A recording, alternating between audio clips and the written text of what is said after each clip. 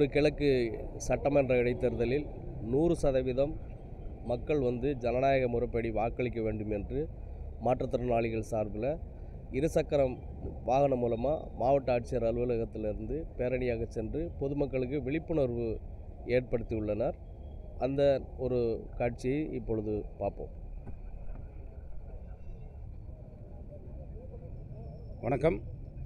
ஈரோடு கிழக்கு சட்டமன்ற இடைத்தேர்தலை முன்னிட்டு அனைவரும் தவறாமல் வாக்களிக்க வேண்டும், 100 விழுக்காடு வாக்குரிமை செலுத்த வேண்டும் என்பதை வலியுறுத்தி இன்று தமிழ்நாடு மாற்றுத்திறனாளிகள் நலத்துறை ஈரோடு மாவட்ட நிர்வாகத்தின் சார்பாக மாற்றுத்திறனாளிகள் சுமார் 50க்கும் மேற்பட்டவர்கள் தங்களின் இணைப்பு சக்கரம் பொருத்தப்பட்ட பெட்ரோல் ஸ்கூட்டர் மூலியமாக இன்று விழிப்புணர்வு வாகன பேரணி நடத்த இருக்கிறோம்.